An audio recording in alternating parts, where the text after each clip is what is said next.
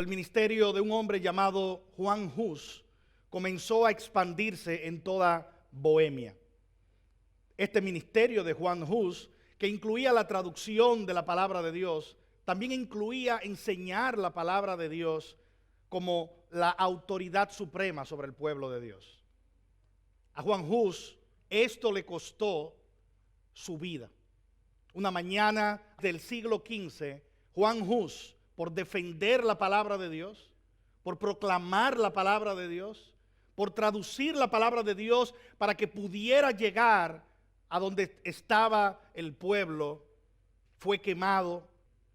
Mientras era quemado, cantaba regocijado en el hecho de que él había sido un heraldo, un proclamador de la palabra de Dios, proclamando que Cristo gobierna su iglesia por medio de su santa y bendita palabra. ¿Qué puede llevar a alguien a tomar una decisión de esa naturaleza? A sacrificar su propia vida para defender la palabra de Dios.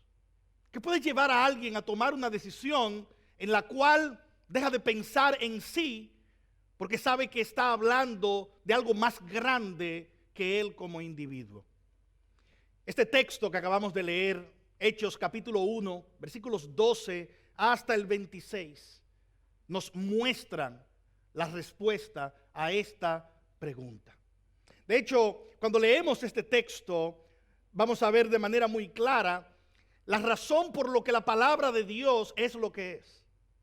Y este texto nos muestra de forma muy clara que Cristo gobierna su pueblo mediante su palabra, por lo que sus discípulos deben someterse a ella. Esa es la idea central de este pasaje. Lo voy a repetir una vez más para que tomes esta nota. Cristo gobierna su pueblo mediante su palabra, por lo que sus discípulos deben someterse a ella. De hecho, este pasaje muestra la palabra de Cristo a través de las instrucciones que Él dio a sus discípulos. ¿Recuerdan? Ellos están reunidos con el Señor Jesucristo. La semana pasada estudiamos ese pasaje y Cristo los instruye para que ellos esperen la promesa del Padre en Jerusalén. Y les dijo: recibiréis poder cuando haya venido sobre vosotros el Espíritu Santo y me seréis testigos en Jerusalén, en toda Judea, en Samaria y hasta lo último de la tierra, pero antes esperen. Así que este pasaje nos muestra cómo ellos obedecen las palabras de Cristo, obedecen la palabra de Dios, quedándose en Jerusalén. El pasaje también nos muestra las palabras de Dios siendo citadas desde las Escrituras como lo que ellas son, palabra de Dios. Y Pedro hace eso en el pasaje. Pero también encontramos en este pasaje el fundamento que nos permite decir sin temor que cuando sostenemos la Biblia en nuestras manos, tenemos la palabra de Dios. Cristo gobierna su pueblo por medio de su palabra. Sus discípulos entonces se someten a ella. El pasaje nos muestra tres maneras en las que los discípulos se someten a la palabra de Dios. Y la primera la encontramos inmediatamente. Los discípulos de Cristo se someten a su palabra obedeciéndola con devoción. Los discípulos del Señor Jesucristo no solo reconocen las palabras de Dios, ellos se someten a ella obedeciéndola con devoción. Ahora, la pregunta en este punto es: ¿qué significa obedecer la palabra de Dios con devoción? Porque parece una frase muy lejos de nosotros o muy abstracta. ¿Qué significa obedecer la palabra de Dios con devoción? Bueno, el pasaje nos da un ejemplo descriptivo a través de esta iglesia naciente en Jerusalén y nos permite responder esa pregunta. Bueno, ellos están allí a la espera. Están entre dos eventos. Cristo ha ascendido y Él le ha prometido que el Espíritu Santo vendrá sobre ellos. La pregunta es: ¿qué van a hacer durante ese tiempo? ¿Qué van a hacer? Bueno, esperar. Pero esperar no es algo tan sencillo. Y alguien dice: probablemente debimos volarnos estos versículos que están allí porque no parece que está sucediendo algo del otro mundo. Pero si entendemos que la Biblia es palabra de Dios, toda ella tiene significado. Y ellos entendieron que tenía significado este tiempo de espera mientras obedecían las instrucciones de Cristo, que les dijeron: esperen, esperen. Como alguien dijo, y lo voy a parafrasear, el calendario del plan de Dios no contiene días inútiles. El calendario en el plan de Dios no tiene un día que sobra. Cada día es importante, y lo vemos aquí porque los discípulos de Cristo se someten a su palabra con devoción. ¿Cómo se ve la devoción? ¿Qué significa eso? Lo primero que vemos aquí es que los discípulos de Cristo se someten a su palabra obedeciéndola con diligencia. Ellos corrieron a Jerusalén. Versículo 12 dice: entonces los discípulos regresaron a Jerusalén desde el monte llamado de los Olivos, que está cerca de Jerusalén. Era camino de un día de reposo. Es otra época.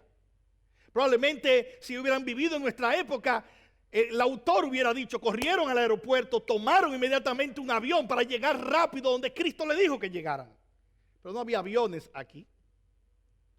No había otro medio de transporte que acelerara el proceso. Así que lo más normal para recorrer 1 kilómetro era irse a pie para ellos. No podían llamar un Uber. Pero llegaron y lo hicieron con diligencia. Versículo 13 dice: cuando hubieron entrado en la ciudad, subieron al aposento alto donde estaban hospedados. Habían estado allí, recuerden, desde el momento de la preparación para la Pascua. Habían estado quedándose allí orando juntos, y luego de la ascensión fueron a Jerusalén gozosos. Pedro, Juan, Jacobo.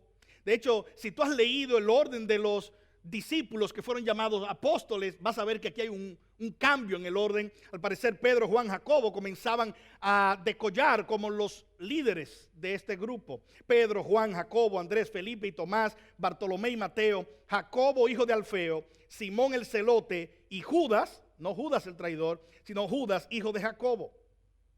Los discípulos de Cristo corrieron a obedecer con diligencia. Pero no solo la devoción es diligencia, la devoción también es comunión, es unidad. Obedecemos la palabra de Dios en comunión. Fíjense cómo dice el versículo 14: todos estos estaban unánimes. Y esa palabra unánime, ahora que estamos comenzando el libro de Hechos, es muy interesante porque no solo aparece aquí en el versículo 14. A Lucas le encanta esa palabra y la va a repetir varias veces en todo el libro.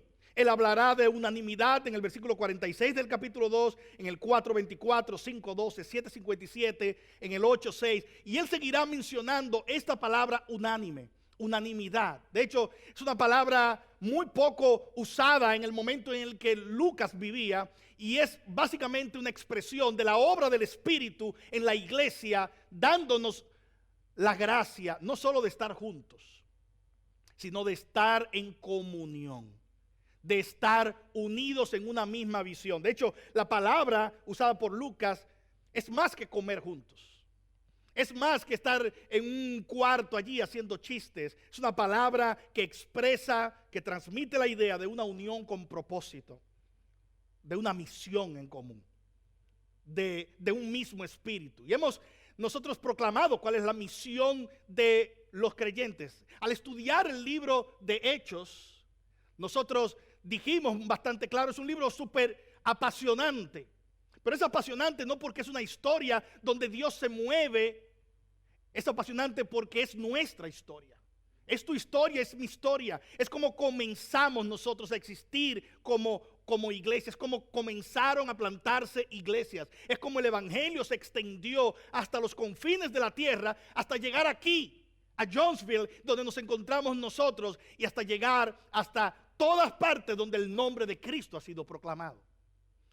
Pero algo que vemos como una obra del Espíritu en todo lugar donde el Señor ha llenado su iglesia es esa comunión, es ese sentir de propósito juntos. Claramente el Señor nos ha salvado de manera individual, pero al salvarnos de manera individual, Él nos ha unido a un cuerpo. Nos ha unido a su cuerpo universal, que es la iglesia, pero nos une a iglesias locales, cuerpos locales, para que juntos obedezcamos su palabra en comunión. Fíjense, esa es la razón por la que nos reunimos los domingos. Es la razón por la que estamos aquí. No es porque nos gusta estar juntos. Y sí, nos gusta estar juntos. Nos gusta saludarnos, abrazarnos, hacer uno que otro chiste, motivarnos también en la oración, motivarnos a crecer en el Señor. Nos gusta estar juntos. Pero esa no es la razón por la que nosotros estamos aquí. No es la razón principal. La razón principal es porque el Señor prometió a su iglesia que cuando ella se congregaba como tal, que cuando estaban congregados, Él prometió una bendición especial para su pueblo cuando se congrega para adorarlo a Él. Y esa es la razón por la que al cantar juntos nos ministramos unos a otros mientras adoramos al Señor. Escuchamos juntos la palabra de Dios para motivarnos, como dice Hebreos 10:25, no dejando de congregarse como algunos tienen por costumbre, o por mala costumbre, ¿verdad? Como algunos tienen por costumbre, sino que nos animamos unos a otros para juntos caminar a la luz de lo que la palabra del Señor hace. Los discípulos hacían eso, estaban juntos, estaban en comunión, estaban allí. Eso es lo que el Espíritu hace. Chismes, divisiones, patadas voladoras, hombres por los aires, es la obra de Satanás, no es la obra de Dios. La obra de Dios es colocar a un pueblo que unánime busque cómo crecer en el Señor. Y así estaban ellos. Esto es una descripción de ellos. Así que obedecer la palabra con devoción es hacerlo con diligencia, es hacerlo en comunión con el pueblo, no fuera del pueblo del Señor. Es también hacerlo en oración. Mira cómo dice el versículo 14, no solo estaban unánimes, dice que estaban entregados de continuo a la oración. Junto con las mujeres estaba allí María, la madre de Jesús, una mujer piadosa.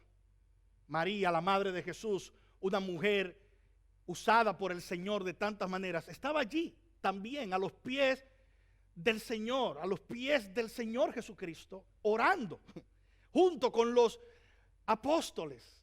Estaba allí también las demás mujeres, obviamente ella no era un apóstol, las demás mujeres no eran apóstoles, y estaban también los demás familiares del Señor Jesús allí. Estaban sus hermanos, estaba probablemente Jacobo, estaba Judas. Así que fíjense la dependencia del Señor que hay allí. Adorando al Señor, entregados de continuo a la oración. No puede haber obediencia a la palabra de Dios sin oración.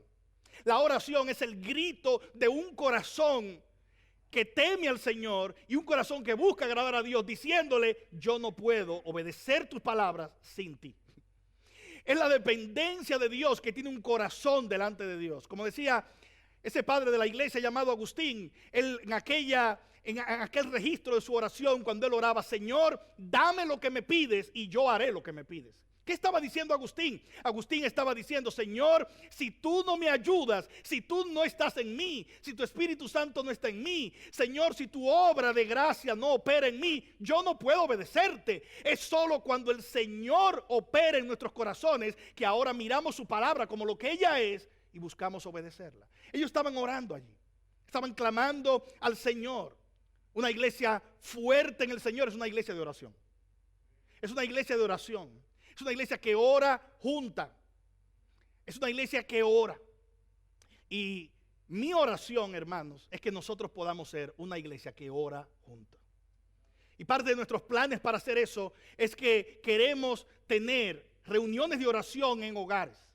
Y queremos juntarnos allí a orar juntos y que algunos de nosotros estén en un hogar y podamos allí una vez a la semana probablemente estar juntos y orar. Pero que otros puedan estar en otro mientras lo hacemos unánimes en el mismo propósito, mientras crecemos juntos. Hermanos, la oración no solo es vital, es una señal de nuestra relación con el Señor. Ellos estaban allí buscando obedecer al Señor en oración. Estaban allí en momentos de incertidumbre. Decía un famoso teólogo de la Reforma, él decía: los días de aflicción, los días de incertidumbre deben ser días de oración.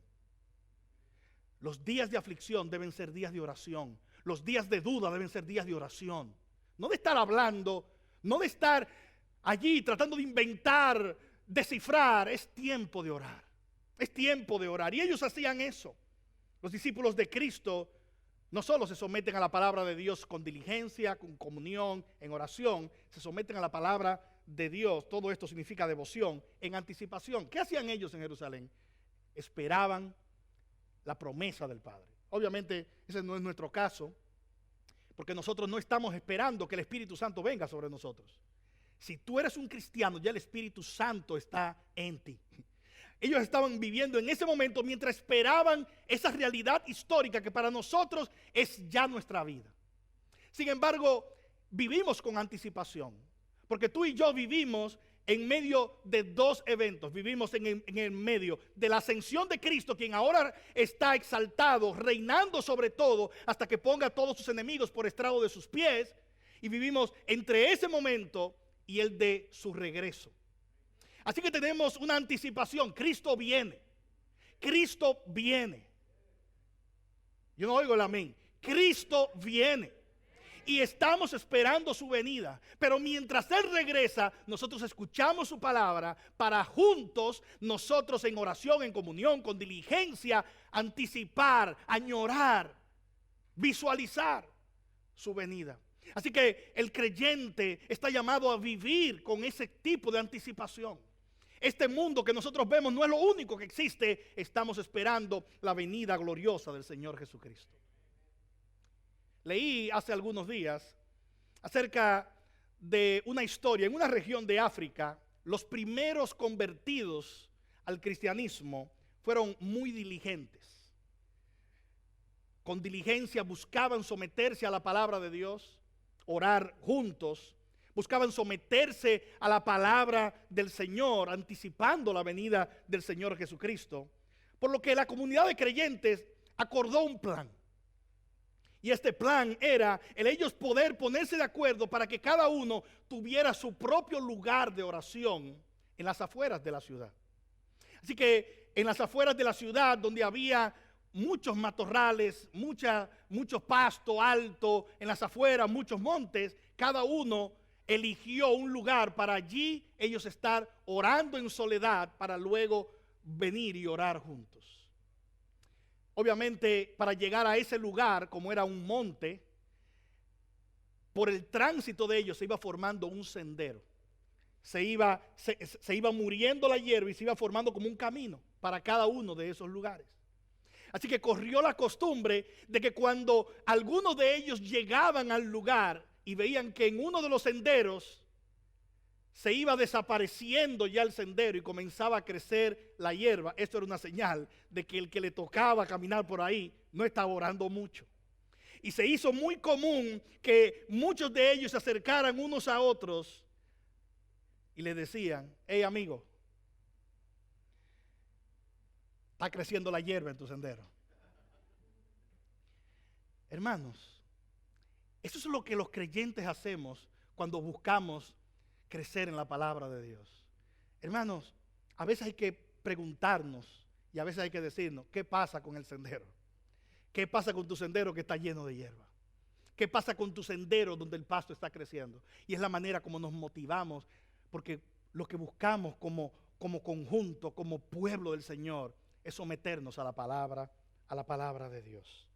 Hermanos, ese es el tipo de sumisión que comunica la devoción, que es obedecer la palabra de Dios. Buscamos obedecerla con diligencia, buscamos obedecerla en comunión, buscamos obedecerla en oración y buscamos obedecerla con anticipación. Estudia la palabra, no solo aquí, estudia la palabra cuando estés en tu casa, estudia la palabra con otros que puedan juntos crecer en la palabra de Dios. Valora el congregarte también. Valora el hecho de que tienes un espacio donde puedes unirte a otros creyentes como este, para juntos orar y buscar cómo obedecer la palabra de Dios.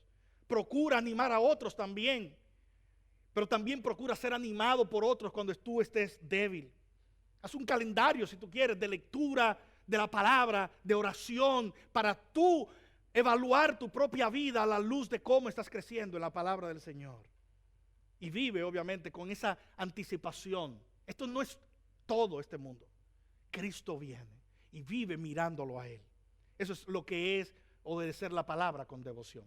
Pero no es la única manera en que nosotros, los discípulos de Cristo, nos sometemos a la palabra de Dios. Hay una segunda manera descrita en este pasaje y la encontramos en los versículos 15 hasta el 26. Los discípulos de Cristo se someten a su palabra reconociéndola en su inspiración. Esa es la segunda lección que este pasaje nos muestra. Lo voy a repetir una vez más. Los discípulos de Cristo se someten a su palabra reconociéndola en su inspiración. Hermanos, este pasaje es muy claro acerca de la autoridad de la palabra de Dios.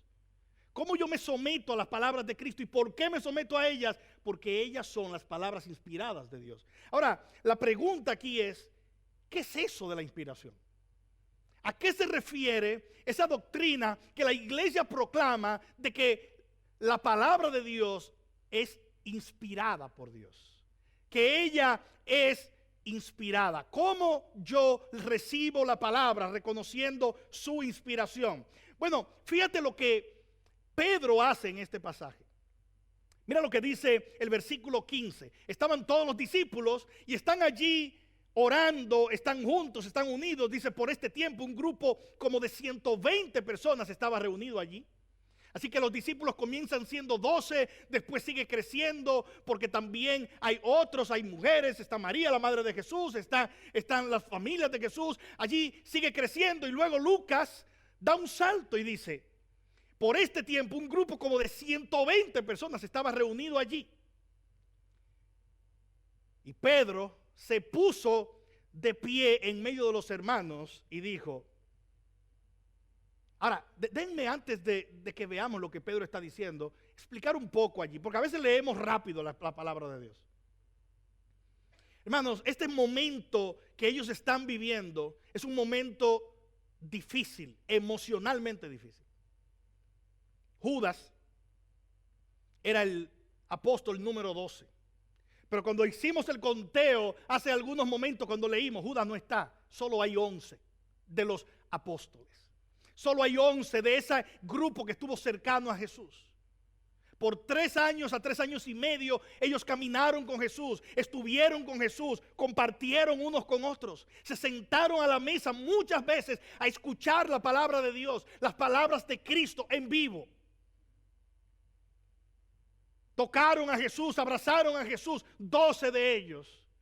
Pero hay uno que falta en el pasaje. Hay uno que falta porque, como usted probablemente sabe o lo ha leído, traicionó al Señor Jesucristo. Ahora, su final fue muy diferente al que se esperaba. De hecho, nosotros leemos a Judas con el conocimiento del que se sabe el final de la historia. Pero eso no es la manera como ellos veían a Judas. Recuerda cuando Jesús estaba celebrando la Pascua con sus discípulos y estableciendo la mesa del Señor, dijo, uno de ustedes me va a entregar. ¿Ustedes recuerdan lo que ellos dijeron? Oh, eso tiene que ser Judas. No, no dijeron eso. Dice la Escritura que muchos comenzaron a preguntarse, ¿seré yo? ¿Seré yo? ¿Seré yo? En otras palabras, muchos estaban dispuestos a dudar de ellos y nunca de Judas. A dudar de sí mismos y nunca de Judas. Así que la cercanía, miren como Pedro dice. Entonces, dice, hermanos, tenía que cumplirse la escritura en que por boca de David el Espíritu Santo predijo acerca de Judas, el que se hizo guía de los que prendieron a Jesús, de los que vinieron a apresar a Jesús, de los que vinieron a ser instrumentos para el asesinato de Jesús. Uno de los 12. ¿Te puedes imaginar? Más de 3 años juntos, soñando juntos, orando juntos. Esto es una tremenda advertencia, hermanos. Aunque es un pasaje descriptivo, es una tremenda advertencia. Podemos estar juntos, cantando juntos, y no ser discípulos del Señor Jesucristo. Judas duró más de 3 años, hermano, no escuchando a un predicador imperfecto como yo, con Jesucristo, de ahí a ahí. Y él no servía al Señor Jesucristo. Puedes tener años asistiendo a una iglesia y no ser un cristiano. Puedes aún ser miembro de la iglesia, en los libros de la iglesia, y no ser un cristiano. Puedes leer la Biblia todos los días y no ser un cristiano. Puedes memorizar versículos y hablar hermoso acerca de Cristo sin que ni siquiera conozcas al Señor Jesucristo. Hermanos, ver la vida de Judas debe llamarnos a contemplación de nuestra propia vida. Hermanos, ¿realmente tenemos una relación con el Señor Jesucristo? ¿Realmente le servimos a Él? ¿Realmente le conocemos? Cristo no es un concepto, es una persona. Tengo yo una relación con Él donde Él es mi Salvador y yo soy aquel que se ha entregado por completo a Él. ¿Es esa mi vida? Probablemente tú estás aquí y no seas un cristiano hoy. Y lo que pasó con Judas tiene mucho para ti también. Sin Cristo solo hay un destino para tu vida y es condenación eterna. Mira cómo dice Pedro cuando se puso de pie. Él no solo va a explicar lo que pasó con Judas, él va a apelar a que la palabra de Dios es inspirada. Fíjate cómo él dice, él no solo dice, David dijo esto. ¿Cómo dice él? Él dice, el Espíritu Santo predijo esto a través de David. Hermanos, cuando nosotros leemos las palabras de David en los salmos aquí, lo que Pedro está diciendo, ellas no son las palabras de David, son las palabras del Espíritu. En otras palabras, lo que Pedro está haciendo es proclamando la inspiración de la palabra del Señor. De hecho, Pedro escribió sobre eso en 2 de Pedro, capítulo 1, versículos 20 hasta el 21. Él dijo, sepan esto, que ninguna profecía de la Escritura es asunto de interpretación personal, pues ninguna profecía fue dada jamás por un acto de voluntad humana, sino que los hombres fueron inspirados por el Espíritu Santo. El Espíritu Santo los movió, sopló sobre ellos para que hoy tuviéramos la palabra de Dios. Y eso es la razón por la que Pedro está diciendo, vamos a dejar que el Espíritu Santo nos explique qué fue lo que pasó con Judas. Hermanos, para muchos de ellos no lo entendían. Cómo este hombre que vio al Señor Jesucristo, que vio sus milagros, que vio los demonios salir, que escuchó quién era el Señor Jesucristo, que lo vio de ahí, cómo este hombre ha terminado suicidándose, traicionando a Cristo. Ellos no lo entienden. Y entonces Pedro se pone de pie y dice, vamos a escuchar lo que dice el Espíritu Santo. Vamos a escuchar lo que dice Dios. ¿Se da cuenta? Esa es la actitud. Cristo gobierna su iglesia por medio de su palabra. Sus discípulos se someten a ella y lo hacen reconociendo la inspiración de las Escrituras. Lo hacen reconociendo que el Señor habla. 1 de Timoteo 3:16, 2 de Timoteo 3:16, claramente dice las Escrituras, dice toda la Escritura es inspirada por Dios. Toda la Escritura es inspirada por Dios. Cuando tú tomas este libro en tus manos, este no es cualquier libro. Esta es la palabra de Dios. Ellas son las Escrituras. Pedro puede mirar todo allí porque Jesús miró todo el Antiguo Testamento y dijo, ellas son las Escrituras y ellas hablan de mí. En Lucas capítulo 24, versículos 44 hasta el 47, Jesús dice, revisen las Escrituras desde Moisés hasta los Salmos, revisen todo lo que ustedes quieran, ellas apuntan a mí porque ellas son la palabra de Dios. Esa es la razón por la que semana tras semana, semana tras semana, nosotros abrimos este libro aquí, porque a ustedes no les interesa escuchar las palabras y opiniones de Lenín Almonte, a ustedes les interesa escuchar la palabra de Dios, lo que ella dice, y lo que hacemos aquí es estudiar lo que ella dice. Claramente Pedro apunta a ese hecho. Versículo 17, él dice, porque Judas era contado entre nosotros.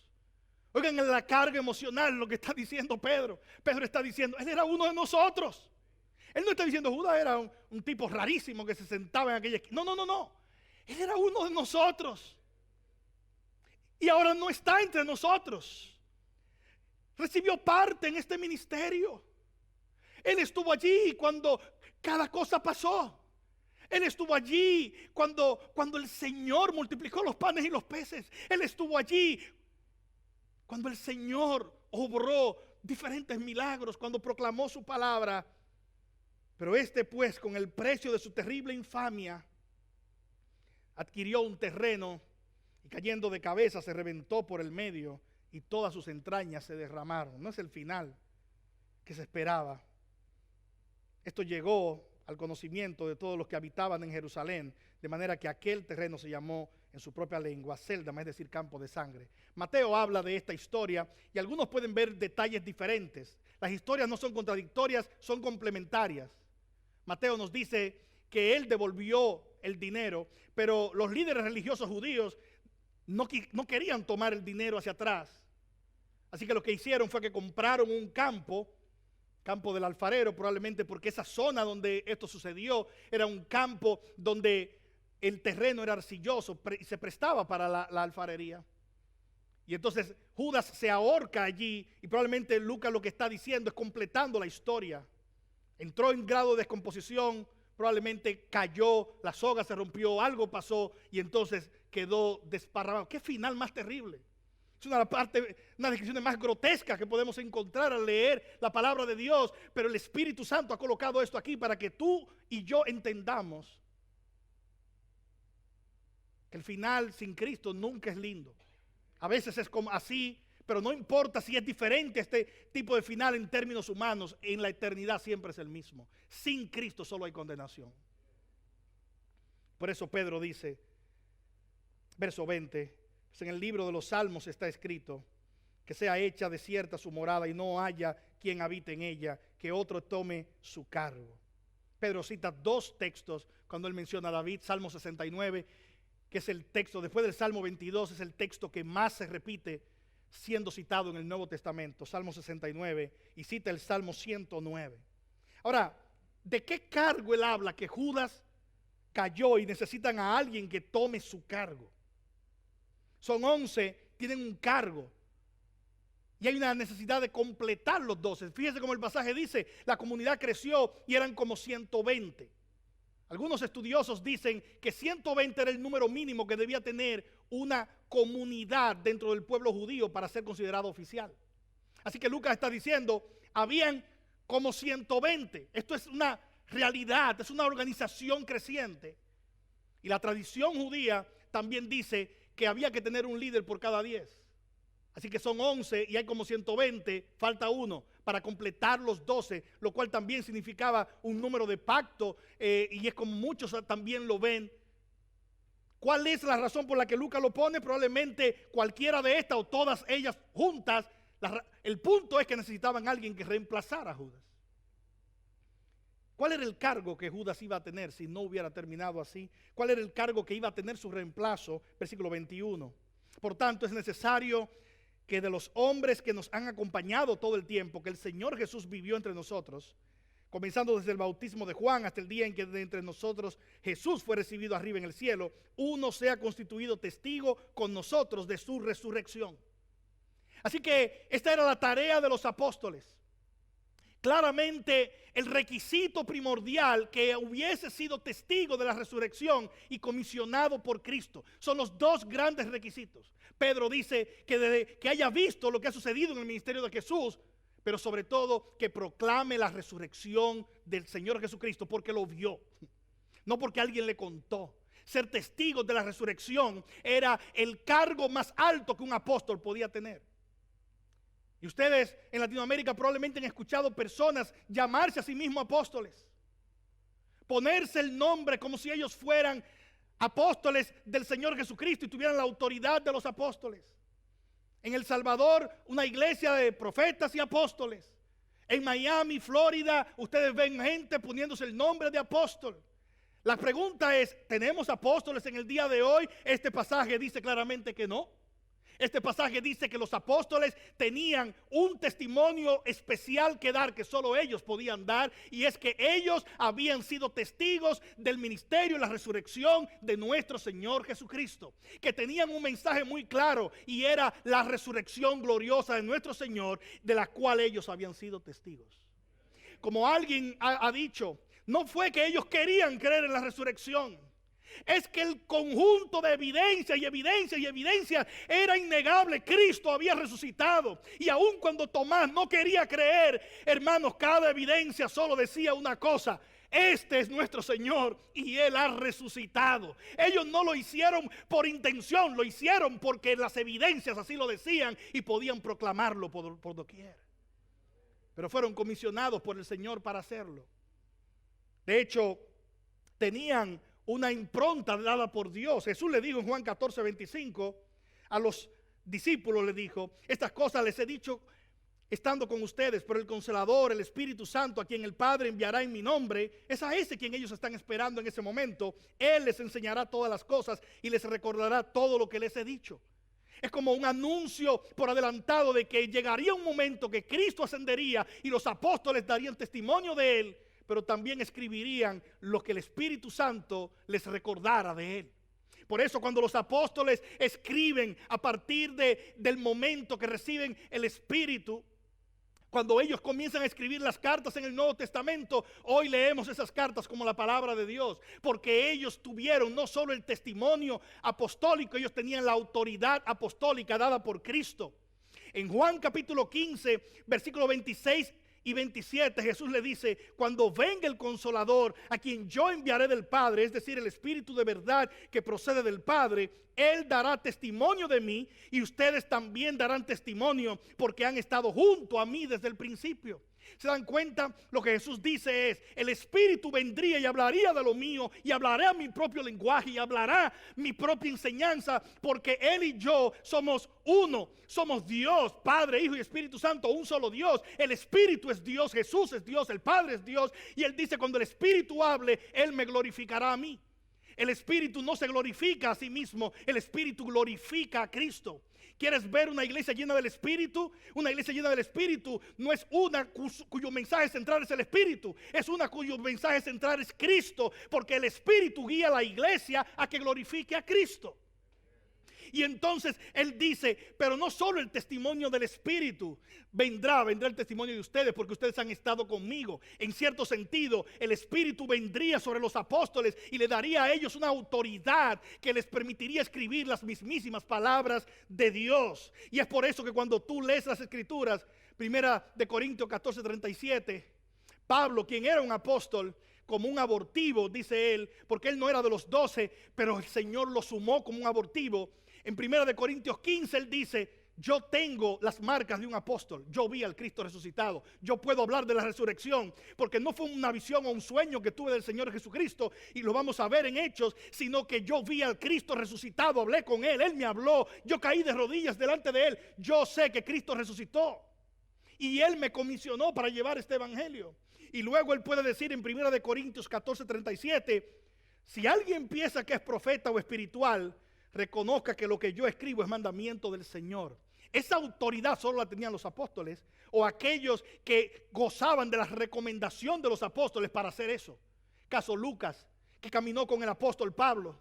Caso Marcos, que caminó con Pedro y recibió, y lo que escribió lo escuchó de Pedro.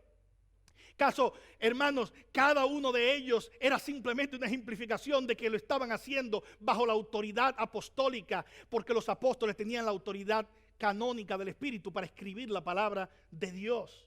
Es por eso que Pedro dice en 2 de Pedro 3, versículos 15 al 16, un pasaje maravilloso, anótelo por favor. Pedro está escribiendo y dice: consideren la paciencia de nuestro Señor como salvación, tal como les escribió también nuestro amado hermano Pablo. Pedro, que caminó con el Señor Jesús, que tiene también la autoridad apostólica, dicen: consideren las palabras de Pablo, según la sabiduría que le fue dada. Asimismo, en todas sus cartas habla en ellas de esto, en las cuales hay algunas cosas difíciles de entender, que los ignorantes e inestables tuercen, como también tuercen el resto de las Escrituras. Lo que Pedro está diciendo es: lo que Pablo escribía es también escritura. Los ignorantes, los falsos maestros, ellos tuercen las palabras de Pablo porque es lo que hacen con las Escrituras. Así que lo que Pablo escribió era la palabra del Señor. Así que cuando yo tomo este libro claramente y leo este libro, el Antiguo Testamento es palabra de Dios. Jesús dijo que ellas eran palabra de Dios. Así que obviamente cuando Dios afirma que algo es palabra de Él, es porque es palabra de Él. ¿Qué tenemos en los evangelios? Mateo, Marcos, Lucas y Juan. Tenemos el ministerio, obra, palabras de nuestro Señor Jesucristo. Ella es palabra, ellos son palabra de Dios. ¿Qué tenemos en el resto del Nuevo Testamento? La autoridad apostólica cubriendo cada uno de ellos. de los escritos, de forma tal que el Espíritu estaba usando los apóstoles y sus allegados para escribir la misma palabra de Dios. Y es por eso que Pedro puede decir, ellos no están escribiendo por inspiración humana, ellos están siendo movidos por el Espíritu Santo. Es por eso que Pablo puede decir, toda palabra es inspirada por Dios, toda la escritura es inspirada por Dios. Hermanos, cuando tú y yo tenemos la Biblia en nuestras manos, lo que tenemos frente a nosotros es la bendita y santa palabra de Dios. Y por eso le prestamos atención. Y por eso nos sometemos a ella. Porque vemos las escrituras y la inspiración.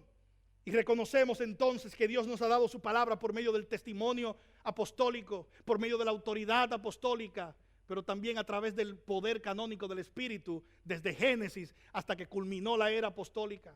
Hoy nadie puede escribir otro libro de la Biblia. Hoy nadie puede añadirle a esto. Hay muchas personas que hoy hablan, hoy tengo una revelación.